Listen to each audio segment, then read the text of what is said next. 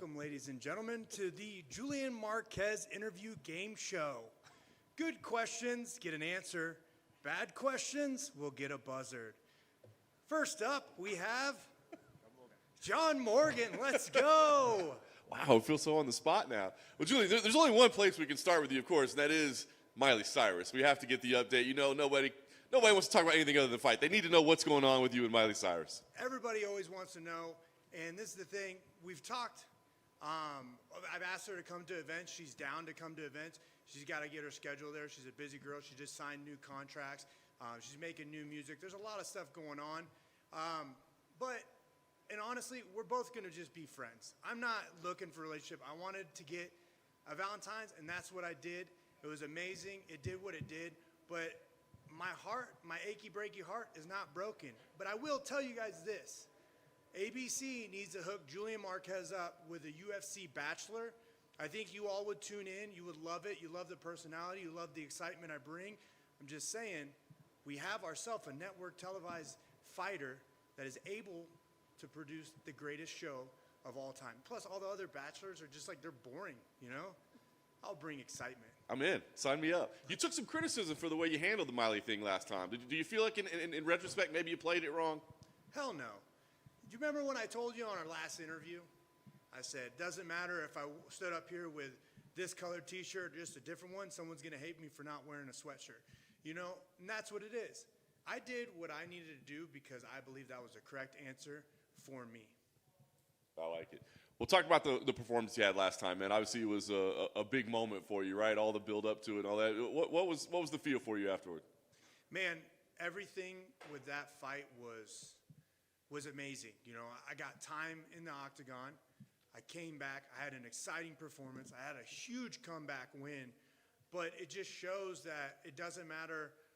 I have no quit in me. From bell to bell, I'm going after it. And that's what I did. I was pumped to get that submission. I was pumped to get that victory. I was pumped to get the media push that you guys gave me. You know, I stole that whole entire card. You know, we had Usman Burns, and Usman's arguably one of the best welterweights to walk this earth, and I stole all the shine from that night. And it's just because of who I am, and that victory it was amazing to justify that 31 months of, you know, that hardcore pain and sorrow I went through, and it's amazing. Fortunately, you didn't have to wait that long this time, right? So the quick turnaround, was that key to you? I mean, were you bugging the matchmakers and saying, hey, man, get me in there ASAP? No, not at all. It was just the opportunity presented itself, and I jumped on it. I sat there, and I've been into camp since last June. You know, I was supposed to fight August, November, then February, and now, like, I haven't stopped training. We don't stop there at Glory MMA and Fitness in Lee Summit, Missouri. Like, we're here to make statements. We're here to put in the work, and we're here to capture the results. And that's why when this opportunity presented itself, the very first thing we did, Jason House called up Mick, said, you know, unfortunately Zach is out, but we have Julian to replace him. And he's like, all right. So that's how we are. Nice. What do you think about the matchup itself? I mean, obviously it's a guy that's been around for a long time, got a little bit of a name. Do you like the matchup? Absolutely. Like, look at this. Think about it. Sam Alvey, who doesn't like to wrestle and likes to throw hands, against Julian, the Cuban Missile Crisis Marquez. Got to look over at my boy Vince because he hates when I talk about myself in third person. Is about to throw ginormous nuclear bombs, and Sam's going to try to do the same thing, but I'm way faster, stronger, and I want it way more. Nice. Should be exciting. Last thing for me, let me ask you. I mean, obviously, you know what the story was last time. It was building back to everything, all that you went through, and now you're just kind of back in the mix again, right? So what's the goal? I mean, are we talking about contendership, or is it more about outside opportunities like The Bachelor and things like that? I mean, what's the goal here for you? Man, the main goal is to make sure my life is taken care of from start to finish. When I came in here, I wanted to be a champion. When I was injured, I wanted to be a champion. When I came back, I wanted to be a champion. And that's the same thing I'm doing. But at the same time, you have all these fighters that are pissed off about, you know, all these like sponsorship deals. Oh, we're not getting this. Most of these guys don't know how to market themselves to build their name to where a sponsor will give you money. And that's the thing, is that I'm trying to build my name so these sponsorships can come my way outside of the Venom deal, which by the way, that apparel is freaking amazing. It's absolutely stunning. It's bright. I literally am walking out with red shorts, and I feel like the Red Power Ranger, and I feel like my childhood heroes. Like I'm an action-packed fighter. I'm a Power Ranger. I'm going to sit there with a Power Ranger stance, and I'm going to save and defend Earth from Sam Alvey, the evil person. I don't even know his name right now. I can't even think. Nobody's ever called Sam evil. He is evil. Sam tries to play these games. You know, he tries to be nice and all this stuff. And, like, you could see right through it. Trying to buddy so you won't do this. Man, look, outside of the game, you know, we can be cool and cordial. We're fighters. I respect them. But when we get locked up in that octagon, I'm here to fuck you up. You're trying to take my paycheck. You're trying to take my stardom. You're trying to take something away from me. You're trying to physically harm me. Now, I'm going in there to make sure that doesn't happen. I'm going in there to be giving that type of, you know, energy, giving that type of performance. So I'm going out there to fuck you up, and that's it. What would you say to the people who think that the green Power Ranger was superior to the red Power Ranger? Man, look, I don't care as long as you like Power Rangers. That's the thing. We can rock together. We're all on the same team. You know what I mean? We're on the same team. We all have just different color uniforms. That's it. But at the end of the day, we're on the same Power Ranger squad, and we're defending this world from evil. Just wanted to circle back to some of the things you said at the beginning of this media scrum. When was it that you realized that you and Miley would prefer to just be friends rather than a romantic couple? Well, in all honesty, like, there's no way I want to be in a relationship at this present moment in time because I'm building my own empire. And I've talked to her, everything. Like, I don't know why everyone sits there and thinks that it was like a dumb idea or they're mad about the response I had. I think it's better because if I would have did what she asked, then I would have been no different than any other annoying person out there that would normally do that. And she's like, yo, I'm not going to talk to this guy because he's going to show up at my house at 3 o'clock in the morning with a bump box sitting there playing Never Say Anything, John Cusack style, just like, yo, those are creepy people. The people that would shave something or do something for like a female like that, like would alter their body because a girl asked you to go out on a date with her, like, oh yeah, come on, man. She's not that heartbroken, you know? So I just sat there and was like, all right, you're having fun, I'm having fun, boom. Let me throw this joke at you, you know? I use my time on ESPN, on pay-per-view. I use my time and my starlight to shine with her. So we shined together, and it worked out well for both of us. Sam Alvey considers himself the smiliest guy in mixed martial arts. You know, we've heard about the BMF belt, the McGregor belt. I mean, you're a pretty happy guy. Could this be for the Smiley belt? For the Smiley belt? No. Like, I'm the entertainer here, man. We can have an entertainment belt.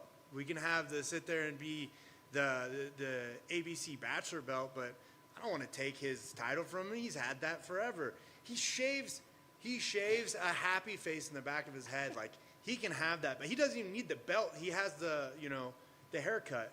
You know, it'd be funny though. Like, I know how Sam Alvey is gonna play this. I think it would be funny if you put MC on his chest, like shaved MC on his chest, try to get him ahead. But I bet you $1 billion he's gonna walk out to a Taylor Swift song. But little did he know, I love Taylor Swift too. If y'all don't remember back in 2018, I took a photo with a cutout Instagram like handle. So it's like it has Instagram like cutout where it looked like I'm a photo, and it says I asked Taylor Swift to be my Valentine, and she did not respond to me. So, but I still love her, you know. And last thing from me, for someone who hasn't seen The Bachelor, could you give me sort of the 30-second elevator pitch on what it's about and why you would be the perfect star for it?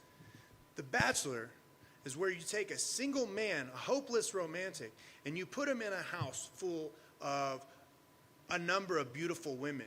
And all those women try to compete to be with that one man. And why I would be great is because the typical bachelors are millionaires or they have a lot of money, and these girls always want to be on the money. That's cool. But they try to act normal. They try to make everything cute and blah, blah. No, I'm going to sit there and go Joker style, and the first thing I'm going to do is break a pool stick and say, we only got one position. Who's going to take it? and let's see how they react.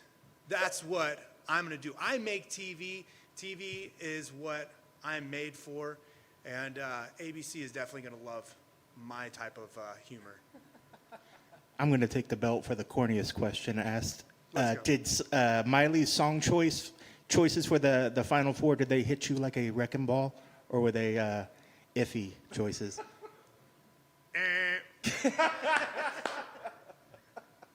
So you liked them. Just one back to the fight week. I know you said all the right things about Sam, and you're enjoying the fact that he's going to come forward and throw bombs. But what, at the end of the day, what needs to happen to make sure that you get your arm raised in victory?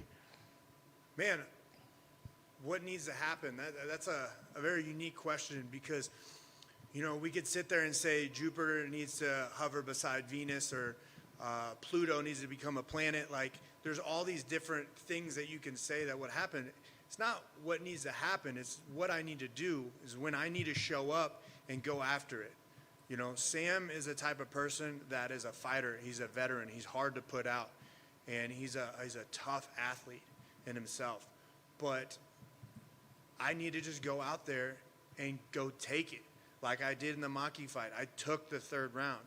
Difference, I was just trying to find my footing and trying to figure out where I was in that fight, and I figured it out.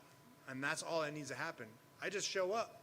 I'll show up. It may not be in round 1, or it may be in round 1, maybe in round 3. But you're going to see me in there, and you're going to realize, ooh, golly. Best of luck. Are we it? That's it? You guys kick me out? Hola, Julian, para tus fanaticada latina, ¿qué esperamos del cubano de la misiles crisis este sábado? Tú puedes mover máscara para... Yo no puedo oír. Oh, discúlpame, felicidades, gracias por llegar a este punto de tu carrera. Y para tus fanáticos latinos, ¿qué podemos esperar de Julian Marquez este sábado, quien representa a los cubanos en el octágono? Siempre los cubanos son con mi familia, son míos, son en el sangre y todo es hispánico. Yo estoy representando todo hispánico, toda la gente que nació en otro país, que siempre está trabajando para otra vida, trabajando para mejorando el vida ellos, para la familia.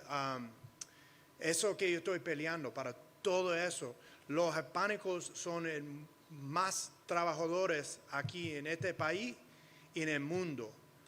Y yo estoy representando todo eso, porque la cubano siempre te va a subir. La cubano son el tiburón de tierra, ¿ok? Y yo soy el tiburón de tierra y hoy, a este sábado, yo voy a comer. ¿Qué esperamos, amigo? Porque hemos tenido a Ricardo Lamas, Jorge Masvidal, a Joel Romero, los que todavía no conocen a Julian. ¿Por qué no? ¿Qué necesitamos para que llegue hasta la próxima etapa de ser la próxima estrella del octágono? Tú estás hablando de toda la gente que tiene peleas como 10 o más peleas en el UFC. Yo tengo 3, este se va a hacer el 4. Ponlo al frente de la cámara, ponme en el octagon, en la jaula, y tú vas a conocer el nombre de Julian Marquez. De acuerdo, men. Esperamos que puedas finalizar a tu oponente o nos des 15 minutos de guerra contra tu contrincante este sábado. Sí, este sábado yo voy a terminar la pelea. No importa, antes de 15 minutos yo voy a terminar la pelea. Yo voy a hacer que la gente quiere hacer. Yo quiero para terminar, la gente quiere para terminar. La gente quiere Julian Marquez para subir el brazo. Toda la gente quiere para yo ganar. Y yo también. Yo puedo usar todo ese energía para esa pelea este sábado.